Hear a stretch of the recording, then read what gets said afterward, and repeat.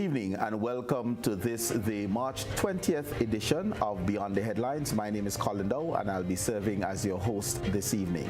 Thank you very much for joining us on GBN Television, GBN Radio and all of the various social media platforms.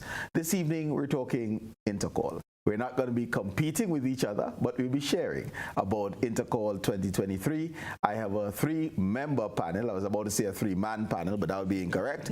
So I'll ask my guests to introduce themselves and their capacity, and of course, it will be ladies first.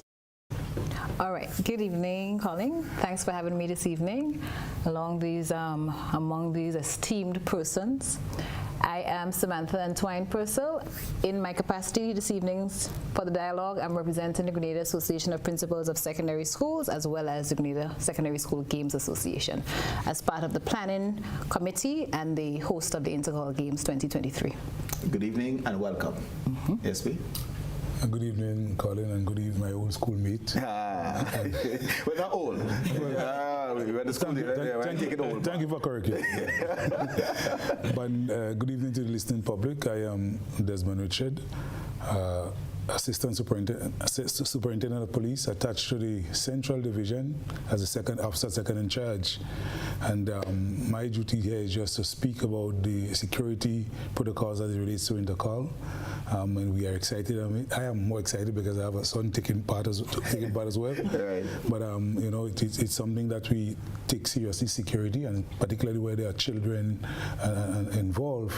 We want to ensure that everybody enjoy the game to the best of their ability, but also leave there safe without injury or hurt. Excellent.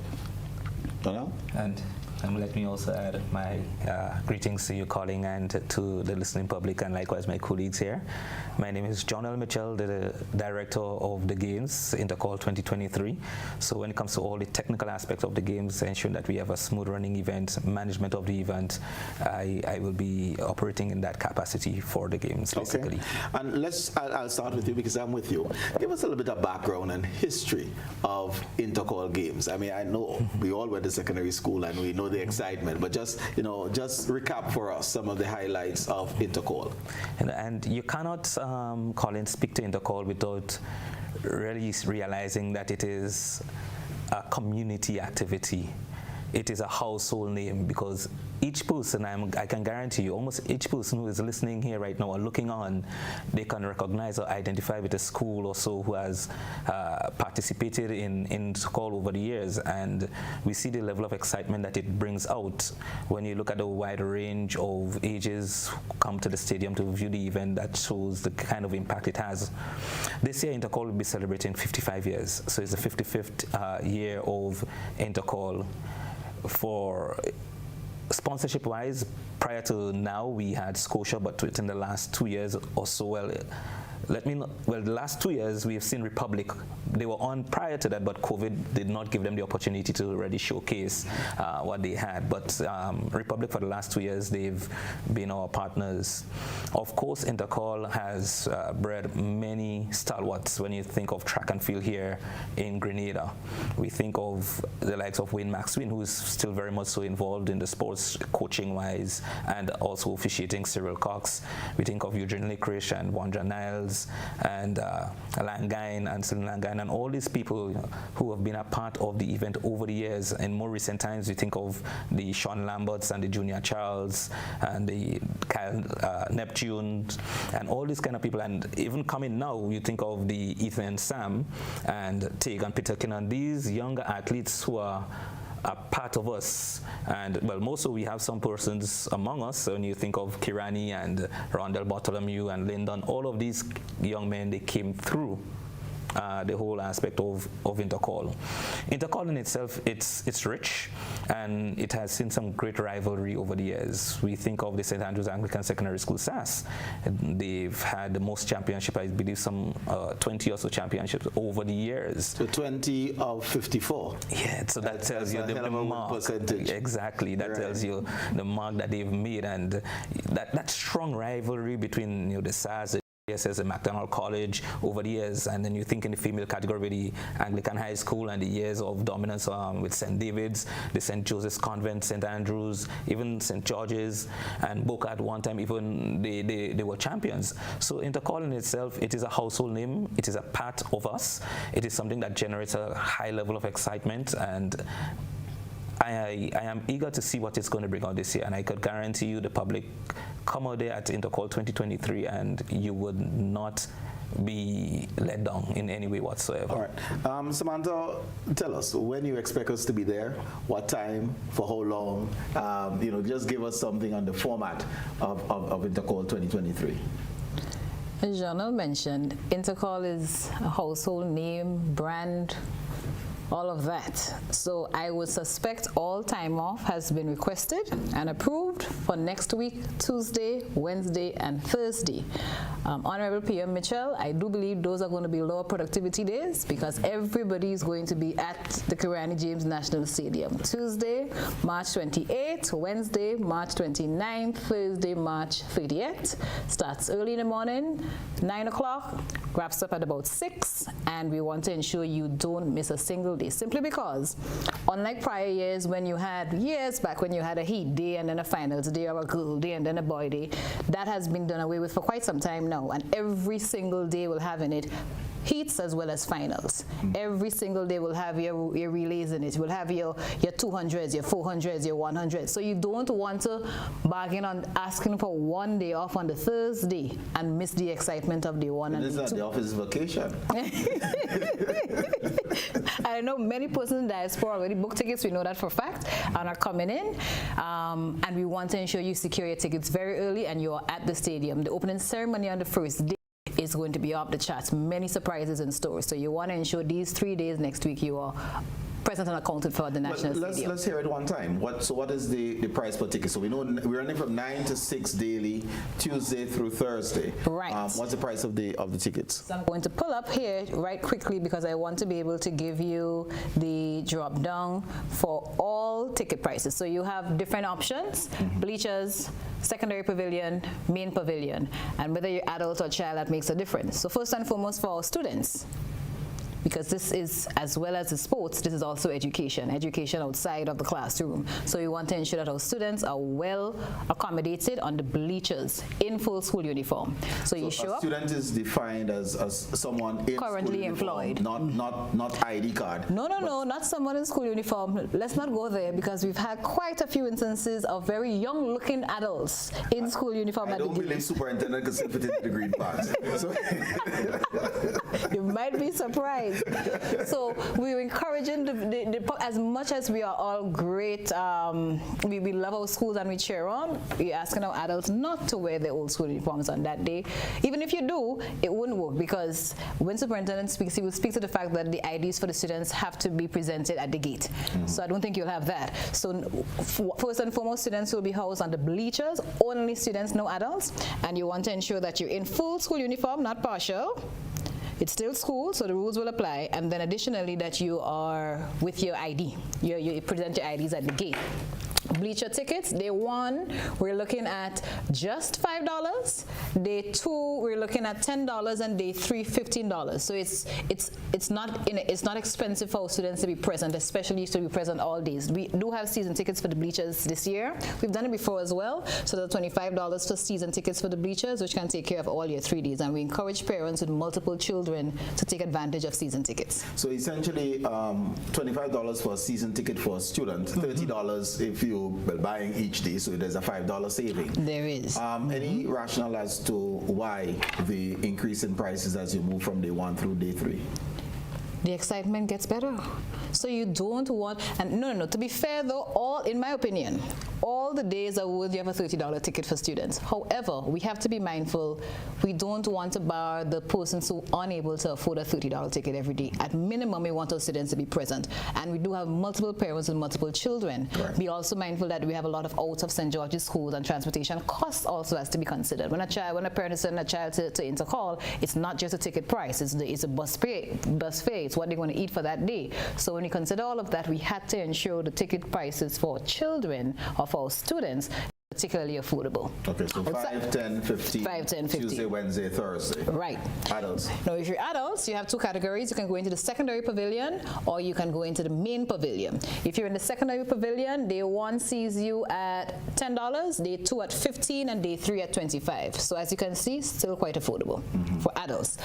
If you're in the main pavilion, and these go by really quickly, day 1, 15, day 2, 20, day 3, 30. We do have season tickets for the main pavilion this year again, and these season tickets are $60. Okay. So you can have that. All right, so there you have it, viewers. You have the price. Just one more to add. I know that will come up for students from Time CC. Flat rate for all 3 days at $15. They're not quite adults yet, but they're not quite children. And then for any child under the age of 12, you would have flat rate of $5. We do encourage, though, that only adults come into the main pavilion. Okay. Yeah? Okay. Yeah. All right. We talk about, well, security. So first of all, let's ensure an orderly entrance into the stadium. So talk to us a little bit as to some of the measures that you have in place to ensure an orderly entrance to the stadium. So thank you. Let me just start by saying, after every event, it's important that we do a postmortem, and we did that. Even though it was a one-day activity last year, we did a postmortem and look at the areas that needed improvement.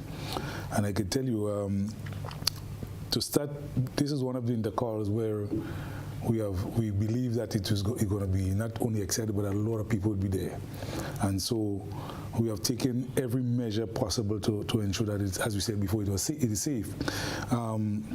So it's one of the intercalls you will see maybe the most number of officers being deployed ever.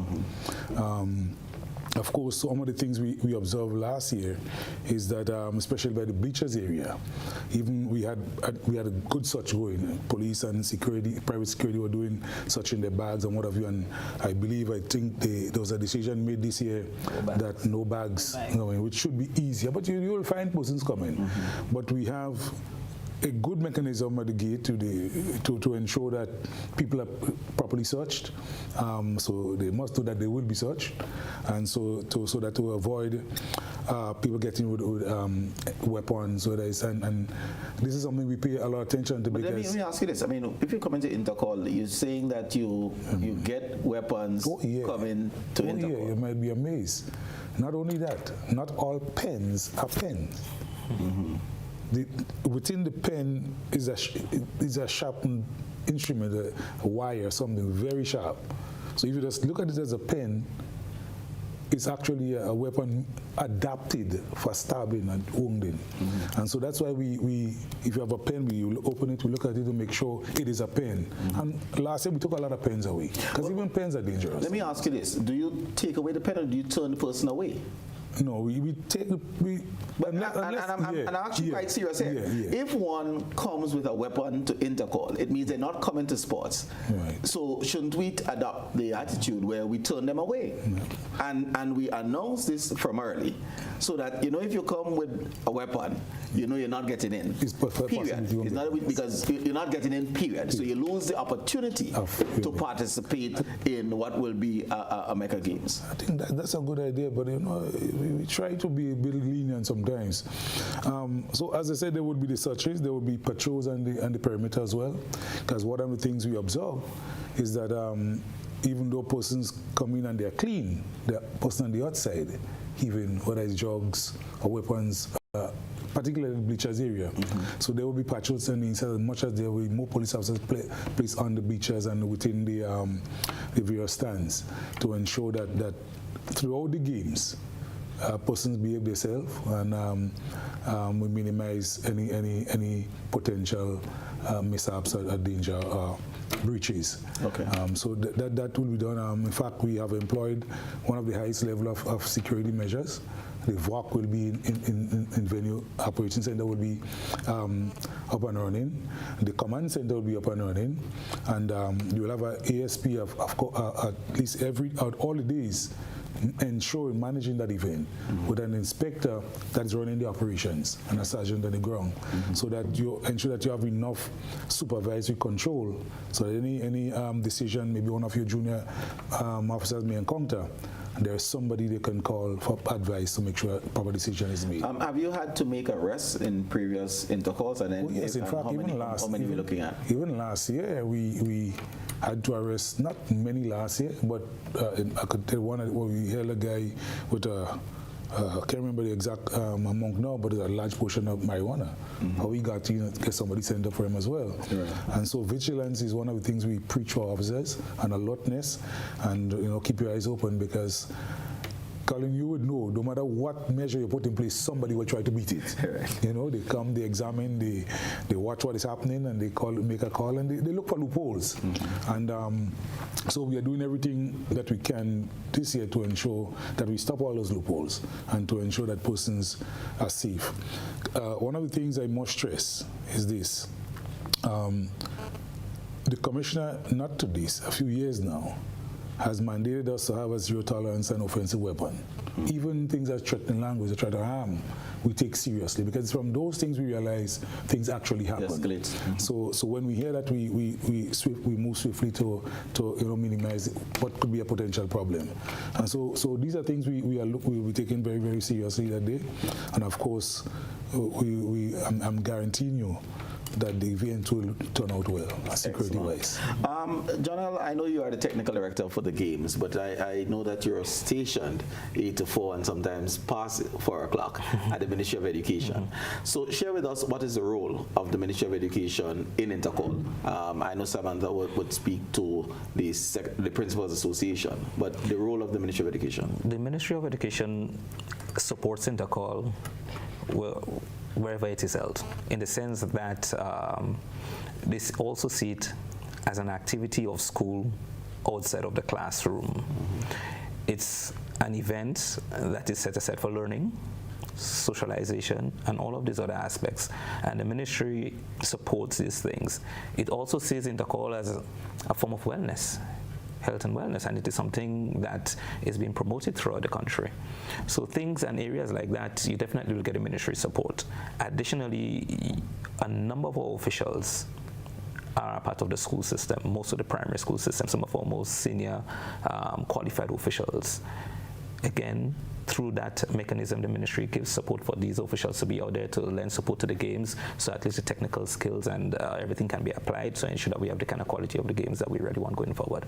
So the ministry, they really lend support from the time you say it's Intercol, engagement happens with the CEO, the PS, and all those key persons involved, keeping them in the know as to what will be happening all days and the expectations and all of that. So the ministry, they really lend a lot of support to the event. Samantha, speaks to us about the Secondary Schools Principal Association and just how it goes about the management of Intercol. To add to what John was saying, Intercol is such a mega event, to use your word.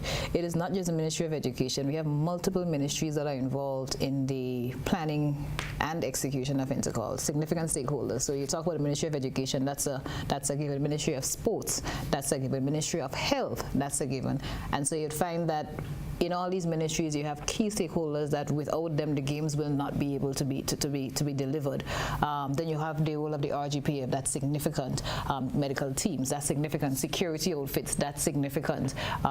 Caterers, the list is quite long for the number of persons who are involved on the planning committee for Intercol, and the collaboration of the Grenada Association of Principals of Secondary Schools as owner of the games, but our executing arm through the Grenada Secondary School Games Association, as well as the Grenada Athletics Association. So that's where all the technical expertise would come in to be able to, because principals in and of ourselves, we carry very heavy loads on a regular day. But at the end of the day, because this is very much part of our school program, very much part of the education process, we have to ensure that we're very clear as to what the expectations are. It's not just another sporting event. It is education outside the classroom. And so that, from how we go about sensitizing our students in our general assemblies as to what the expectation is, from how we go about from even September when the planning begins, how athletes are trained coming up to that point. It's very intricate in all the parts that come together for Intercol to happen. We start the planning at the beginning of a school year and we go right down to the wire. So Intercol takes months. That's the question I had in terms of what is the makeup, and I know you mentioned the different stakeholders. So your planning committee is what, 20, 30? And varying persons at different points. You have sponsors. We have a title sponsor, Republic Bank, but you also have non-financial sponsors who are very much involved. For example, Grenada gives the water of the games, or you might have your Huggins, or you might have your Star Malt, so you have a number of other sponsors. You talk about logistics, and you start talking about people who have to deal with tents, with furniture, with PA system, with audio, with televisions, with printers, so the number of persons, not just the core planning committee, but you also have persons who get involved in various aspects. So for example, this year we've introduced ticketing online, so you can purchase a ticket through Go to FET online, and that's available as of now. So I suggest that persons get on that very early. We've seen a nice uptake in tickets from last week to now. As we get closer, that's another element that has had to be added this year. When Johnell speaks later on about the new events that we have added for this year, that required the Grenada Athletic Association to then run workshops, so our coaches are aware, so our coaches are prepped properly, so that they can then go back to their schools and execute. It's quite a lot. Okay. All right. So Brendan, let me just a message to the general public. So we spoke of the children quite often, because a lot of the offenses refer to the bleachers. Quite often the perpetrators of this, or the instigators, are adults. Yep. So speak to our adults who are viewing on the expectations of the RGPF Intercol 2023. Certainly. And for some reason, I always like to start with the parents, because everything really starts there. And I would advise that they themselves conduct themselves well, because there are some parents that don't conduct themselves well at all. I'm telling you, I sometimes have to deal with someone, you're wondering, are you really a parent? Because you can see why some children behave how they would behave. And so it starts with the parent themselves conducting themselves well, and being able to speak to the children, particularly those that are not participating in sport but just coming for a lime, as they say, and who has the propensity to want to cause problems, so to speak. And of course, the adults, especially those young men, young women too, that comes to lime the girls and want to pull some of the toilet. We'll be patrolling all the toilets. Mm-hmm. So I mean, we as I said before, we pull all the stops to ensure that the females are safe, the young men are safe as well. And so we want to encourage the adults that are coming. You're coming to enjoy a sporting activity of your children, your friends. Come and support them. That's what is the interest, not wanting to cause problems. No gang rivalry, no, this one and had a beef with this one, so we're not in school, so I can do this now, because that's adults, that's and we have seen it over the years. Mm-hmm. And so we want to warn, because we will not be taking those things lightly at all, and we'll be dealing with those any activities that become an infringement of the law, particularly with adults, with the full force of the law, because we want to ensure that. And not just the students, but even adults are safe. And so that, and you'd notice that these days you have to pay attention to it, because for some reason, I don't know why, the more we counsel, the more we talk, the more we advise, it seems that weapons these days are seems to be one to look like a quick fix to just a simple quarrel, a little bounce. And so we want to discourage those things. And that's why we are ensuring, apart from the students that would have to present the IDs, but we will be ensuring that no weapons get there. And I am thinking now as a city, we didn't talk about it before, a sweep might be necessary of the stadium, because we'll be there early, all up before the games. Because you don't know if somebody will come in and want to put something, while things are just ordinary, because the stadium is always open. Right. And maybe to do a sweep of the stadium and the washrooms in particular, wherever, just to make sure that there's nothing left that you don't come in with, but you meet it on the inside. Right. And so we were sending a song warning. As I said before, we have more police on the ground more than maybe any other Intercol. Mm-hmm. Let me just ask you this, because I know you said the no bags. We spoke of no bags. Does this hold for the adults, the ladies who are leaving work and coming to Intercol? Well, that was a decision by the bags for the children. For the children. Students. Oh, that one is for the students. No backpacks. But of course, I'm glad you raised that, because I just want whoever is coming from work, as you said, to be alerted that we will be examining the bag. Right. Yeah, and if we find anything that has the potential to cause some harm, we will confiscate it and based on what it is. If it's not an offensive weapon, based on what it is, you can retrieve it at the end of the games. Right. We did that last year. There are certain things we took, but we told persons where to come and collect it after the games, and some did. And those that they couldn't go, we went to the 2 box of things we confiscated that we would not have given back anyway. Right. But it is good because that in itself, when you look at the amount of things that we took, your mind just say, well, if all this is going to be used, you could understand what could have happened. Right. So I just want them to know that you come in your bag, but expect that it will be examined to ensure that it is safe. Okay. And just before you say that, I've been, because I like patrolling and looking at what is happening, and I want to help others. Sometimes a child would open the bag, okay, sir, but others feel like, come to work, what you want to see. Well, we don't know what is in the bag. And so we want you to cooperate. That's our job. And I don't know where you put your bag down. You may not have had something dangerous in your bag, but I don't know if somebody would have tampered with your bag. And these are security concerns that I just want the public to be aware of, so that we cooperate to have a smooth flow rather than flocking the gate and giving up. Because it should be told, if you are giving problems, you're more likely to stay out of the games than to see it at all. Right. So just cooperate and let's have a smooth thing up. I just want to add something before you move on the security issue.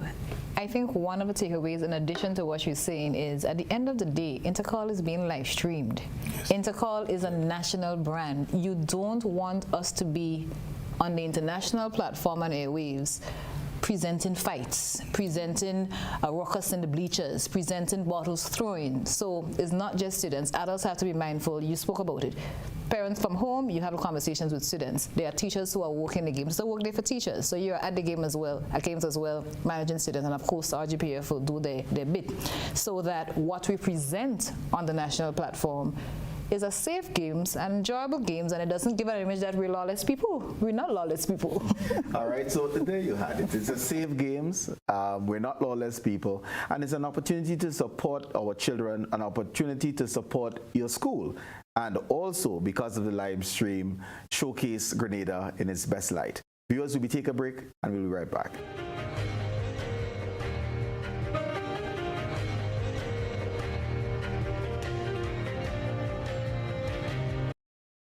Boy, yo, they gonna fly with kite now. The wind picking up. I'm coming. Karim, what you doing? Fly my kite. Yeah, but not here. You can't fly kite near power lines, boy. Why not? The wind good. Because mommy say kite threads conduct electricity. Yeah, kite. He's right. If your kite gets stuck in power lines, it can cause power outages, or even worse, it can get shocked. Come, they gonna fly them in the pasture. Yeah, that makes sense. Grenlink, energizing our Grenada.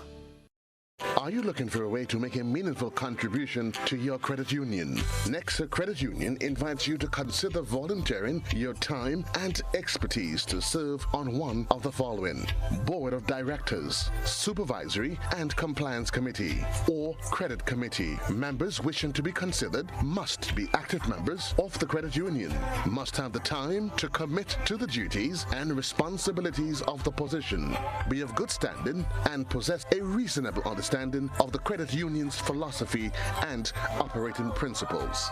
To apply, simply download the application form from nexacreditunion.com/nomination or pick up a copy at any Nexa Credit Union branch. Once completed, please send your application via mail to Nominations, care of Nexa Credit Union Limited, Corner Cross and Halifax Streets, St. George's, or email nominations to info@nexacreditunion.com. Subject: Nominations 2023. Deadline for application: Friday, March 31st, 2023. Nexa Credit Union, with you wherever your road leads.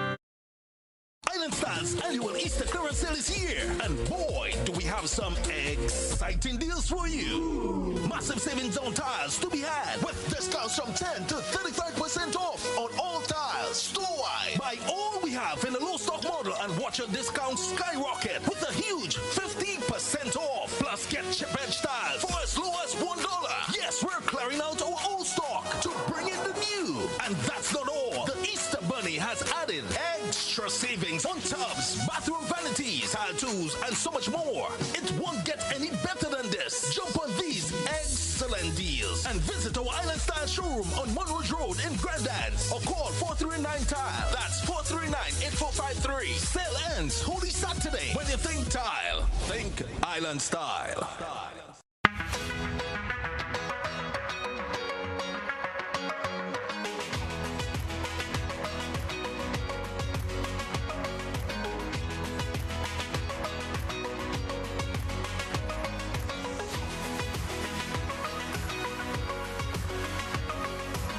Sisson's WeatherGuard Pro. For every project, there's only one Pro.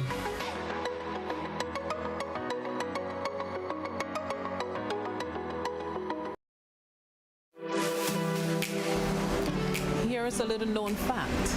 There is only one place in Grenada that you can get an MRI scan done. That place is Speysile Imaging Center.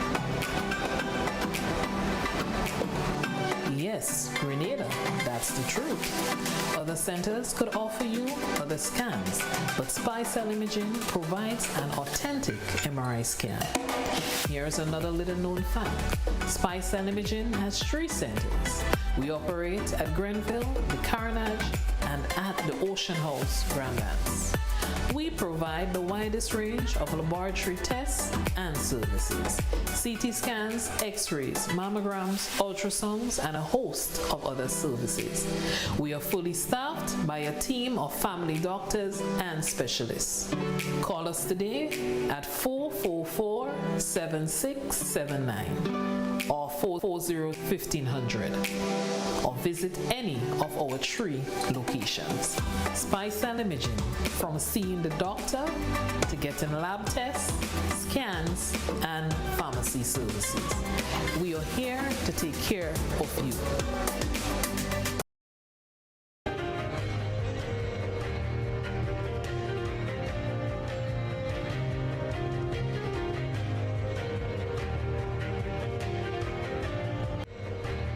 Intercol 2023. We have Samantha Antoine-Purcell, ASP Desmond Richards, and Mr. Johnell Mitchell, just sharing about Intercol 2023. And let's get into the actual meat of the matter, as Director Johnell. Share with us how many events can we expect, the number of athletes, the number of schools that we participating, that type of thing. So for this year's Intercol, we have some 75 events or so, thereabout. So we're looking at approximately, give and take, 25 events per day. And the 75 events inclusive of heats or 75 final events? Final events. Okay. Final events, because you're talking about track and the field. Right. Each day, we have some kin finals. How we've set it up this year, we're looking at care of athletes. We want to make sure that our athletes are taken care of. And we also want to appreciate the fact that there are some athletes who do multiple events. So on day 1, and we're saying this because we don't want you missing anything. On day 1, we have all the 400-meter finals.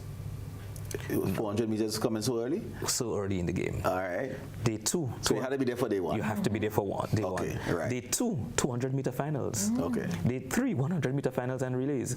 On day 2, we also have some relays for qualifying for the next day. Now, if I were to take you back into national champs, and you were to look at the 400 meters under 20 boys and the level of competition that came out of it. Likewise, the 200 meters, again in the under 20 category boys, we had 5 athletes running under 22. The 5th athlete ran 21.93. So that tells you about the level of competition that we're going to be getting over a 3-day span. Right. Now, added to that, this year we've included 2 new events. We've included 2 combined events, the heptathlon, which is 7 disciplines in that one event, and the octathlon, 8 disciplines in that one event. So far, most of the schools have registered athletes for those events. And when we speak to that, we have a prime example here, our national athlete in Lyndon Victor, who does the decathlon, and that's a 10 event. So we have a Kurt Felix who and we have Kurt Felix who and his brother. And I always remember Lyndon saying he wants to be like his brother one day. And here you see the kind of exploits that he's already making there. Likewise at Carifta, some of the athletes here, so ASP's son, Joshua, that's one of the events he will be doing most likely at Intercol and even at Carifta. So these two new events coming in also adds to the quality and the build-up to Intercol when you think of what it can bring to it. Let me just interject here. Is this male, female, only male? So the heptathlon is a 7 event, 7 disciplines in one event. That's a female. Okay. And the oct, 8 events or 8 disciplines in that one event. That's so the females male. are standing up to international standards, and the male gonna be too short of international standards. Well, at that category, we tend to do the 8 and the 7. But as you move up, or the over 20s, then you're going to get the decathlon for the males. Right. Now, so far we have almost 1,000 or so athletes, close to 1,000 athletes entered. Okay. So that's tell you. How many secondary schools? 25 secondary schools. 25. So that's going to tell you the level of competition that's going to be out there, the great spread. Right now we cannot sit and say school A or B is going to win Intercol. Because if you followed these athletes for the season through the developmental programs that the GA had put on, we've noticed that we have a great spread of athletes throughout the island, throughout the schools, performing at the highest level. And we're talking about track and field.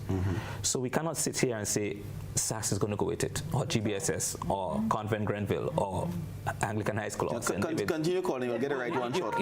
Exactly. We do not know where it's going to go. So we are encouraging the public to come out. And it's not just come out to a traditional event of Intercol, but we believe that the Intercol 2023 is going to be of high quality on the track with the throws. We look at Rayvon Telesford, for example. He was a Carifta medalist last year. Again, he's participating this year in the under-20 category. So we have athletes who we believe are going to go out there at Intercol 2023, and I'm also looking at some records. Okay. Just before we go there, any new entrants? Because I'm hearing 25 secondary schools. Any new schools joining the fray to contend for Intercol championships? So yes, so we have, I believe, 2 new entrants. The SGI, St. George's Institute, that's going to be the first year. Okay. And second year, well, last year was not the Intercol. Apparently there is a supporter of SGI on set, right? Yes. And we have Gateway Christian Academy. They likewise, they have a very small contingent, but they are prepared to make the mark with the small numbers that they have. And that is extremely important, that whether it is a large school, an established school or not, that the students get an opportunity to participate. That's critically important. It's critical. All right. Share with us the categories, because we mentioned categories. What are the age divisions that is going to be part of Intercol 2023? So we have 3 categories. We have the sub-junior, junior, and seniors. Sub-juniors are basically under 15s. Juniors under 17s, and the seniors, the under 20s. Did we in previous years have a quote-unquote prep category? We did have a prep category before, but what we recognized through last year's Intercol and others before that, there is a challenge with quite a few of the secondary schools filling athletes within that category. So yes, for example, you may want to have just tell us the age range. So that's, I believe, is an under 13. Under 13. It's under 13. To be under 13, you cannot be taking 13 within the year of competition. When you look at the entrance of most of our athletes into the secondary system, some of them get in there by 12. So, for example, you want to have a relay, and you're struggling, you may have 2 good athletes, but to make up a relay team when you have 6, you need 6 solid athletes, you can't. Was that a change of rules in that in eons gone by, even if you hit the age in the year of competition, you still were eligible, you would have been eligible to take part in that category? Is that a new application of the age rules? No, it's been around a while, because we follow the World Athletics model. And World Athletics speaks to that in the sense that once you're participating in an event, whatever the category is, an age group event, you cannot be having your birthday within the year of competition. So, for example, an under 15, you could be 14 but not taking 15 in 2023. In 2023. Okay. And that's how it's set out. Okay. Yeah. How do you feel, though? Is it fair? Should we have had limited specialist events for those students, Form 1, Form 2, because really the CPA is an 11 plus examination. Are we treating those athletes who came from the primary school system fairly by not giving them an opportunity to showcase their talents in Intercol? Because it'd probably be unfair to be running against a 14-year-old. You might be a quick 12-year-old, but you know that third former, it might be unfair to be competing against that third former. Are we disadvantaging those young athletes? While it may seem like that, but when you go into competition, and especially one such as Intercol, you want to make sure that it's balanced throughout. So we do not want to have a case where we have 10 schools or 5 schools only who can fill a full cadre of prep athletes, and then some of the others don't have that. But you also have some schools that, I mean, SGI is participating. They are not a large school. Do we bar SGI from participating because they don't have 300 students and therefore cannot fill every category? Well, that may be true. We know that they're a growing institution, and in time to come, they will be able to satisfy each category. But what we've done, though, Colin, is this. We've said to schools, we are not going to interfere with your internal program. You can have the 4 categories in your school sports. Ensure that all of these athletes are exposed. Additionally, what you've seen happening, some of the outstanding prep athletes, because they also fall within that sub-junior category, they've been able to be a part of the school's Intercol teams, and you actually see them on display at the Intercol games. So there is avenue for these prep athletes, maybe not all, but the good ones or the elite ones within that category, they tend to perform extremely well in the sub-junior category, and what we get to see them for almost 3 years also in that category. Okay. Let me just go, and this probably, I must confess, is a pet peeve, but I wore a hat for a number of years as the head of an institution. So I'm going to ask, and I don't know whether you're the answering to this one or whether Samantha would be the one responding to that. But the youngsters who have gone on to TAMCC are barred from participating in Intercol, and this was not always the case. In the olden days, IFE as well as GTVI participated in Intercol because it's an age category discipline. But yet still, the 16-year-old, because of his or her academic prowess, will be barred from participating in Intercol. Why? You want to take that one first? I can start and I'll let you finish. This has been coming up. That conversation has started a lot this year. I think for us, because we're now in the process of ensuring that the standards of the game meet with international standards on all fronts, ensuring that, for example, when we move from the 1 to the 2 day to the 3 day, we're caring for athletes and allowing them enough recovery time, ensuring on a number of fronts that we're raising the bar. This is likely to be the next thing that we can review and look at. Not in this year, but it has come up on conversation already. It has been part of the planning committee discussions.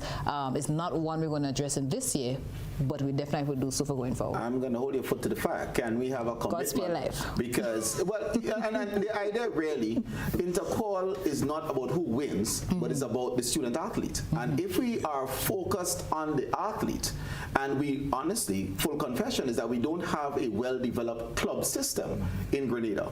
So we are retiring a 16-year-old or 17-year-old from track and field because they're not able to participate in what is the largest event in Grenada, which is Intercol, in terms of viewership and audience. Let me just add my voice to this, and I hear what Samantha here is saying, and I believe it is something that the Principals Association definitely will discuss. However, though, while yes, we do not have the level of well-developed club structure here in Grenada, we have seen a number of clubs in recent times emerging right here. And if you pass in Tantine or La Sagesse, the stadium, you will see the wide range of athletes being coached by the various coaches who are involved in these clubs.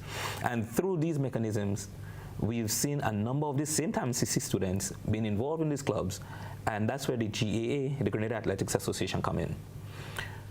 They have had a number of meets where we've seen students at the TAMCC participating in these meets, because we also want to appreciate the fact, while yes, Intercol may be the biggest and largest attended event, and kudos to the Principals Association for maintaining that structure, we also want to appreciate that there is also that avenue in place for these athletes to make our character team coming through the GAA's programs and the national champs. So there is still avenue for them to participate, and we've had a number of developmental meets leading up to the national champs that you saw 2 weekends ago. That was also going to impact on the Intercol that's happening. So these athletes, yes, while you may not see them on our local biggest stage, which is Intercol, is that fair to them? We still have provided avenues for them to showcase their talent and also to get national representation to be a part of the character games. But not the largest event in Grenada. That one is let me also just ask this though, because we heard an announcement that the last opportunity for athletes to qualify for character games was the national champs. Yes. And we have character coming up next week. Is it that Intercol is taking place too late? Why aren't athletes able to qualify for the national team coming out of this Mecca event?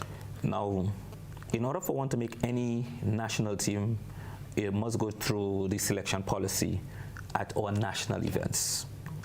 National champs is the main avenue for one. Wait, so we're saying that Intercol is not a national event, and therefore, no matter what you do at Intercol, it does not matter in making a national team? Let me answer you this way, Colin. The Grenada Athletics Association is the sole body responsible for running national events. Intercol is sanctioned, because it's a track and field event, by the Grenada Athletics Association. So in order for an athlete to be selected for national duties, you must come through the GAA held events. So an athlete who has, and we've settled that policy and we've had the discussion with our coaches, and they're fully aware of that. You participate in all of our developmental meets, and you've had good performances coming through that. Let me challenge you on this, and forgive me. If an athlete, Jamaican athlete, takes part in champs, which is their Intercol, the IOC recognizes it, and a world record can be recorded at their Intercol. If that is the case, why is it a Grenadian running in our Intercol can't even make our national team when the IOC would recognize our world record in the Intercol? Let me finish, Colin, and you'll understand where I'm going with this. Right. So what we're saying, there is an organizing body, and you must come through that channel. Intercol is an event sanctioned by the GAA. We have standards and everything that are set by the GAA at our national champs to qualify for these.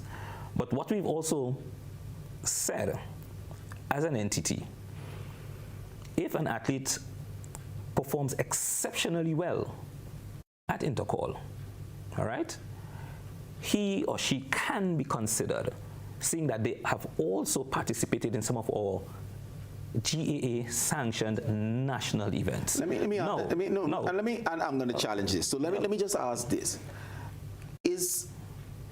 because Intercol is a sanctioned event. It is not organized by the GAA, but it's a sanctioned event. One runs a qualifying time. So I was getting to that point. Right. Now, you also want to appreciate that, yes, while one may have run a qualifying time at that time, there are deadlines that we also have to meet, which is critical, because there are a number of factors that you have to consider when it comes to that. With entries, for example, at our current Intercol right now, the entries deadline was since Friday gone.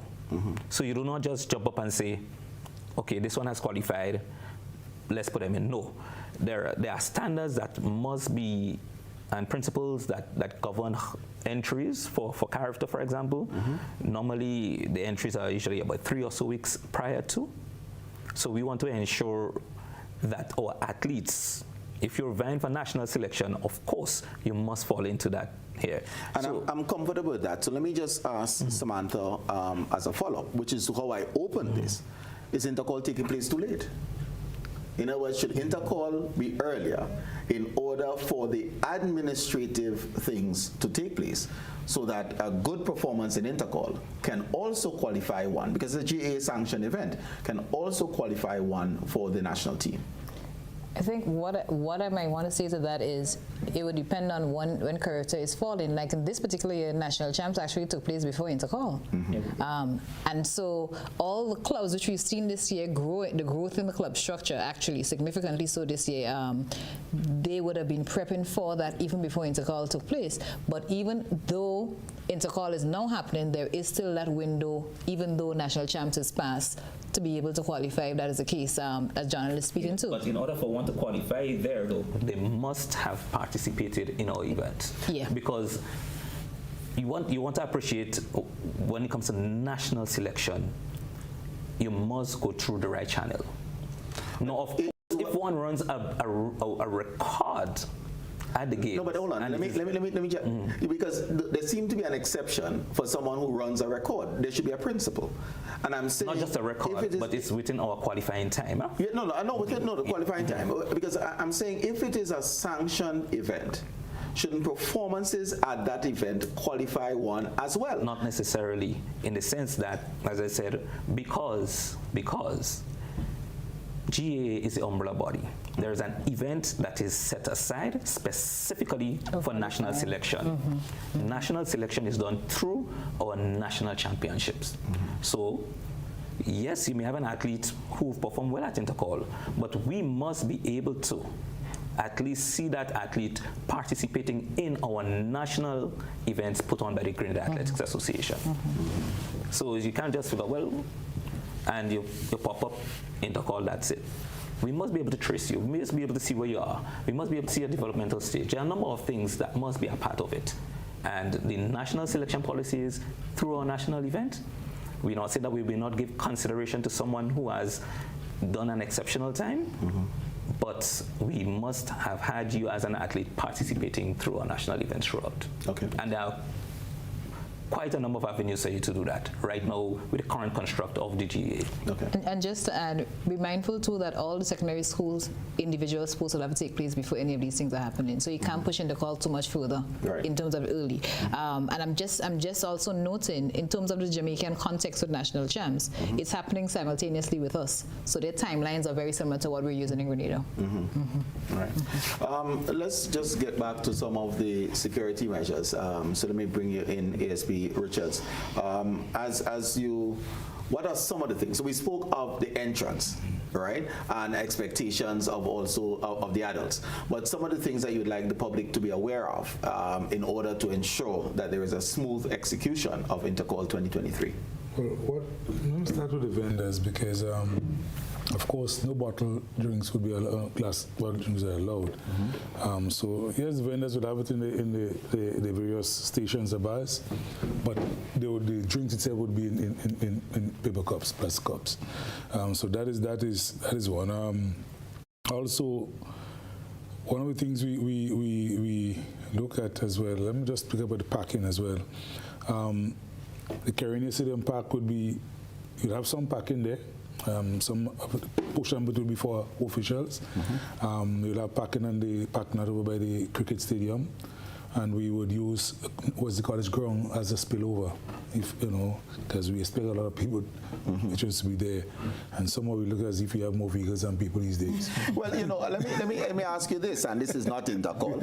It seems that whenever there's a big event, the police shows up and say no parking. When there's an event, all events, big or small, that the police has to be give permission, all of them are vetted. And because of that, you have somebody on the ground do a walkthrough with the promoters, that they will explain where what would be, how it would be, and so that we take all of them into consideration. We go back to the station and sit down, and then write a report, send it up to the commissioner for approval. And so the parking, everything it will be taken into consideration. And so, like for example, the Intercol, they will not have parking along the Main Road, Grenada Stadium, Athletic Stadium, because you have to keep the clear for our vehicle travel. One of the things we do allow, though, is that we did last year and it worked very well, and this is now after the event, we allow buses to come and pick students, pick the patrons up there at the stadium easier, right? Yeah, and that worked very, very well. So two things: would there be any one-way traffic, no entry, leading to the stadium, just so that you can control? No, not. But there will be no parking in certain areas, but so that we give the road is open, so that you could have two-way. But you have officers on the ground ensuring that they direct the traffic accordingly. And in terms of the buses, would that be zoned? In other words, would the western pickup point, let's say, be in the Cherry Hill area and Grenville by the summer house? That's how it worked last year as well. You know, we allow them to come because, you know, what we try to prevent, and I'm glad you brought it up because that is what I was coming to. What we try to prevent is, you know, after the event, the flocking in town, and sometimes what doesn't happen during the games happen after the games, behind the mall and all these places. So we'd also have officers doing a sweep after the games of the whole town to ensure that there are not students in places that they're not supposed to be at a particular time in the night. And let me ask this, because I'm going to challenge you a little bit here. You know, the idea that after the games, no celebration, go home directly, isn't that a bit of hypocrisy here? No, it's not. No, it's not as harsh as you're saying. Yeah, or maybe I'm saying what happens, but I'm saying it in a manner they would prefer not to be said. No, because you know, time and time has proven us that after these games, and it's not just being in town. If you are in the street and you're, you know, in the open and you're looking for, well, I just standing talking with somebody is one thing, but they gather behind this, the mall, the bus terminals, those areas. Well, the bus terminals are a little bit more restricted because of the fence that is erected.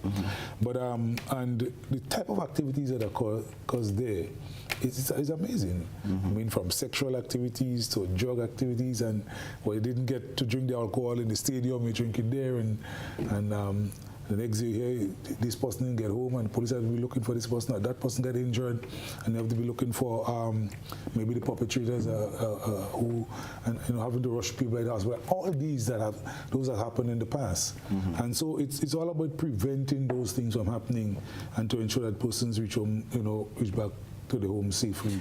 You said no alcohol in the stadium, so it's zero alcohol in the stadium? Zero alcohol in the stadium. Is it, and I'm gonna just issue one of the conversations here. So zero alcohol in the stadium. What about the umbrella vans? Are they going to be banned half-mile radius from said stadium? Because you can carry alcohol in a bottle, or you can carry alcohol within you to get into the stadium. So the question is, and that, listen to me, that happens all the time. A lot of persons come in not with the raw alcohol, but mixed with half coke, half alcohol. It happens if you open the bottle and you smell it, and you might confiscate it. But you know, some of it do escape. But and a lot of it is picked up through the same patrol, you know, through the stadium seat, and you inquire, and you know, because if you see somebody with a bottle, knowing that he might have poured out into a cup, you want to inquire as to what is there, and so. You know, there's no perfect system, but at the same time, I'm guaranteeing you. Let me ask this, and I don't know whether Samantha, this one might be yours. Same principle. You're emphasizing that adults support the event. You're inviting adults to support the event. Shouldn't children be treated as children, meaning no alcohol being sold to them, or you prosecute the vendors, as opposed to saying to adults who are legally entitled to consume that they are unable to consume? Bearing in mind that at your harvest events and all other school events, there is alcohol that's on sale. Why the disparity? So, Colin, are you suggesting that adults are unable to enjoy themselves without the use of alcohol? I'm not suggesting that at all, but I'm saying that the freedom to act as adults and perform something that is legally accepted is being taken away in this event. But in other school events, I'm conscious of the fact that it is available. because I'm going to give you Johnell, but because this is a premier school event, we want to make sure we maintain the highest standards. Our vendors, I'll get back to your question. Our vendors must be accredited. Even when we sign these vending contracts, we are very clear as to what they can and cannot do to be part of this event. There's no vending around the stadium. So it's not your typical event, your typical promotional event to make our money. This is still very much school outside of the classroom, so we have to be mindful of that. The very same things that ASP is talking about that the students are engaged in, alcohol adds to that. So let's take away that variable to ensure that the safety is paramount. Let's take away that variable to ensure that judgment is not impaired. Adults as well as children, because trust me, it's not just children who are doing it. Adults are coming and making a headache at the gates for the security forces as well. It's not going to be, it's not a first year, second year, or third year doing that. We're not going to have alcohol at that event. Adults will have to model before our students, as the parents in the midst, as the mature ones in the midst, that we can enjoy sports, good, clean fun without alcohol. We wouldn't die. And it's more expensive now because it's accident. Go ahead. And I just wanted to add to that, Colin. You were speaking about the events held at school affairs, but what I could say to you from the Ministry of Education standpoint, a strong letter goes out to all of the schools: no alcohol on compound during these events. So I would guarantee you, when you go into a school fair, on the compound, you will not find alcohol. I will tell you, stop short of guaranteeing, but I do appreciate the fact that it should not be part of it, one. And two, we are agreeing that Intercol is a school activity. The stadium is a compound on that day, and if there's no alcohol on school compounds, then there's no alcohol on the day, and we can agree on that. Viewers, we'll be right back. We got to take another quick break.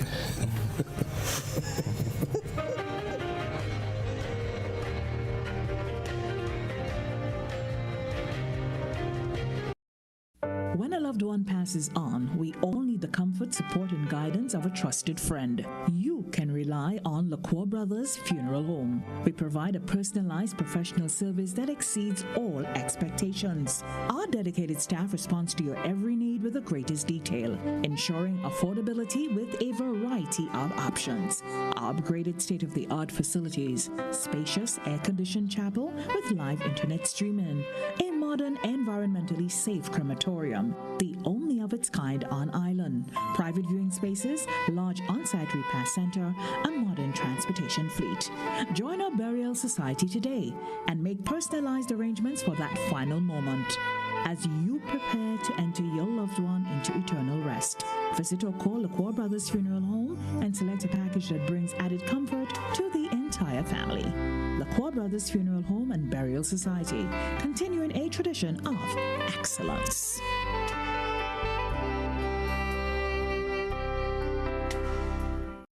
Are you looking for a way to make a meaningful contribution to your credit union? Nexa Credit Union invites you to consider volunteering your time and expertise to serve on one of the following: Board of Directors, Supervisory and Compliance Committee, or Credit Committee. Members wishing to be considered must be active members of the credit union, must have the time to commit to the duties and responsibilities of the position, be of good standing, and possess a reasonable understanding of the credit union's philosophy and operating principles.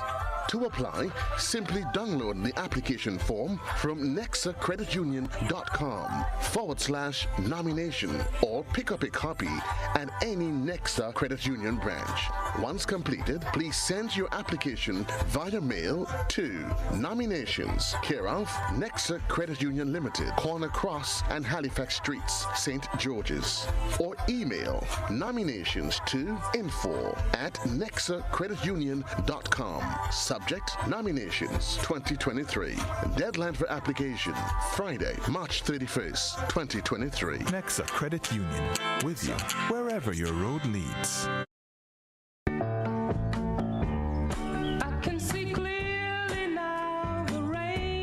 At Guardian Group, we've seen seen so many of our customers achieve great things. So, it's no surprise that after 175 years, our optimism is stronger than ever. Because when you've partnered with people to achieve their best lives as long as we have, you tend to see the world a little brighter every day. Guardian Group. Live easy. Listen up, guys. Our biggest problem right now, we are missing pauses. You mean pauses? No, pauses. The secret to winning is to pause. Come on, boys! Need a quick, convenient way to pay your bills and avoid lines? Use the online banking feature from Republic Bank, First Caribbean, or Co-op Bank. Contact them today to set up your online banking and enjoy 24-hour convenience to make your bill payments. Renlink, energizing our Grenada.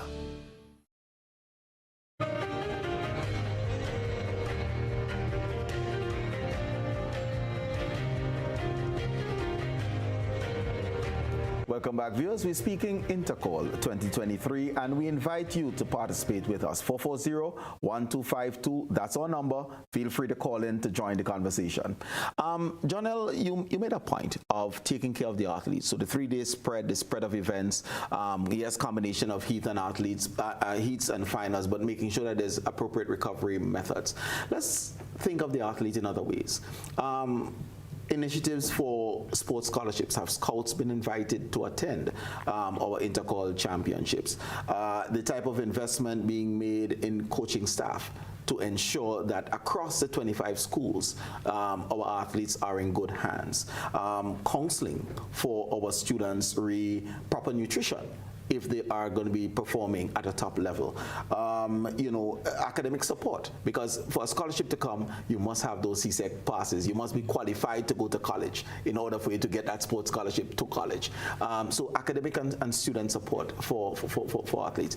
Any of those things you can speak about, any one or multiple? And I'm happy that you've raised this, Colin, because many see track and field as what's happening on the day. We see a product, but we've not really looked at the process that's involved. You would want to appreciate that training in itself, it takes a lot out of an athlete, and you've mentioned nutrition. When we think of repairs, after a coach does his or her drills on a particular day and the level of muscle repair that has to go into place, we talk about effective nutrition taking place. One of the challenges we have, we do not have the level of support coming from corporate Grenada, and I'm going to say that, to really who partner with our clubs to assist in the nutrition. Okay, let's hold because we have a caller online. So good evening, caller, and welcome. Good evening. Yes, Mr. Moderator, and I want to compliment the team that you have put together tonight. I know some of you, well, actually the moderator is my predecessor at a certain secondary school, and my colleague is in the middle of the rest of them. But that's beside the point. I'm asking a question whether any consideration is given to test athletes at the Intercol. I'm talking about urine testing. I also have another concern too, the proximity of the power station to the stadium. Is there any consideration given to the air quality? Because I know as a spectator, when you sit there, you get a strong fumes from the power station. So I'm wondering if anything, or whether that is taken into consideration, not necessarily for this particular event, but going forward. Thank you, Mr. Moderator. Thank you very much. So testing of athletes, question number one, and the consideration for the air quality being in the close proximity of both the power station and the gravel heap that could have dust in the air. Thank you, caller, for those two questions. Let me start with the second first and then move to the first. And I believe your second one is valid, and it's a discussion that needs to be held with our providers of electricity, and also, as I said, the adjacent place to the gravel heap and all these other places. So these are things we definitely have to look into to see how we can improve on the air quality, and I believe it's a conversation that needs to happen. As for the first one, we will be engaging all mechanisms in place for our Intercol. So the anti-doping secretariat will be up and running. So if there's a need for testing, it will happen. So we are making provisions for that. So a matter of fact, just in our walkthrough on Friday at the National Stadium, this was one of the areas that we highlighted where anti-doping will be stationed in case there's a need for testing. So it is something that we're definitely looking at. Excellent. We have another caller online. Good evening, caller, and welcome. Yeah, good evening. I have a question. I heard that in the games you have to sell the drinks in plastic cups, but the volume of children that is at the booths, I noticed breweries had cups one year, and the drinks, before the child pay for the drinks and turn with the drinks, bap it's on the ground, because the volume of children, everybody's rushing to get something. For instance, you buy 20 cases of water, 20 cases of Coke, 20 cases of Sprite. Do you know how much for cups now that you have to pay, and then the cost of the booth is between $900 and $1,000. You have to pay for trucks. You have to pay. I think this is very ridiculous about selling the drinks in cups. I think they could take away the covers on the bottles and sell the drinks without the cover in the plastic bottles. That's all I have to say. Thank you. Thank you very much. ASP? We are more talking about the glass bottles, okay. Not so much the plastic bottles. I mean, there are some possibilities that can cause injury, but the Coke bottles in them are less, it's softer than the bottles, the glass bottles itself, and it's really the glass bottles we focus mostly on. Okay, so just for this particular caller, we talk about the 20 cases of Coke, 20 cases of Sprite, 20 cases of water, Glenegg being the water of the championships. Those can be sold in bottles. Because you don't sell Glen water in plastic cups. Right. You give a bottle. You will give the bottles. Okay, so the bottles, the plastic bottles, those can be sold. Plastic containers are fine. Definitely. Okay, but we pour out the malt, for example, will be poured out. That can break and cut and cause harm. Yes. Okay. Yes. All right. Johnell, yes, Colin. So I really wanted us to get back to that point. So we're speaking about the nutrition of the athletes, and it is important that we support athletes when it comes to nutrition, because, as I said, muscle repair, you go and you do a number of loading, you go through your drills, but we need repair for these athletes to be able to perform at the highest level. But I want to take this even a bit further, and you spoke about the whole aspect of academics and the support. I always believe that track and field, or sports in a whole, is one way out of the situation, your current living conditions, in the sense it could be poverty or a way to better your standard of living and all of that. Now, in order to get to that level, there are a number of things that must be put in place. So you're a great athlete, but you're also looking at a way to get a scholarship. So one of the things we do encourage is and I know through the Principal Association, that's one of the things that they've also been pushing, that support should and must be given to our student athletes. Now, we have a number of examples before us, and just recently, our guest presenter at the National Awards, Hazelyn Ridges, she's one who went through as a student athlete, and look at where she is now, principal of one of the top schools in New Orleans, in Louisiana, I believe. We look at Lyndon and all of these other guys, they've come through the program. So you see, the academics, it plays a great part in the development of an athlete. And what you would find happening here, athletes now who get that academic support, they go out there and they represent us well. They become sports ambassadors. They also go there and scout, seeing how well they perform. They start looking into our country. All right. To get athletes to really come to their universities. And Excellent point, and the emphasis and the balance really between the sporting exploits and the academics. We have another call online. Good evening, caller, and welcome. Hi, good evening. Thank you very much. I just joined in. I don't know if you have a special topic dealing with. I know it has to do with Intercol. But something I observed during the primary school games at the National Stadium, there were some guys, they had a Glenell bottle with rum. And come on, this hurt me so bad. It's primary school children. And this rum is smelling so bad. I don't know if you all, I mean, it's a public place, but I don't know if there will be something to be done with this alcohol. I mean, it's bad influence for the youth. Very, very, very bad. What you are telling the primary school children. I mean, parents can come to a game for a few hours without drinking rum. It's very sad. You come with a Grenada bottle and I guess thinking, okay, it's water. It's primary school children running up and down, and the rum it smells so bad. Drinking in the presence of these young primary school children. What are we as adults?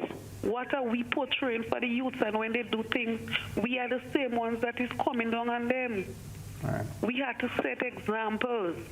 I don't know if you have anything in place for that, but come on. Grenada is going down a serious path when it comes to alcohol. All right, Colin, we certainly hear the frustration. ASP, I know you spoke, and it says zero tolerance for alcohol, but the due diligence, because of course, as you said, any system you have, people try to break it. So share a little bit in terms of the due diligence. Well, I thank you for this, Colin. I can assure you that we will be looking into those issues. Any scent or smell of alcohol will be investigated, and the perpetrator will be dealt with, because, of course, we already said there's a no-no to that activity. In fact, they could also face the penalty of being evicted from the games, and maybe even the first day may not be able to come back to see the rest of the games. But we will take that. We did look at that, and we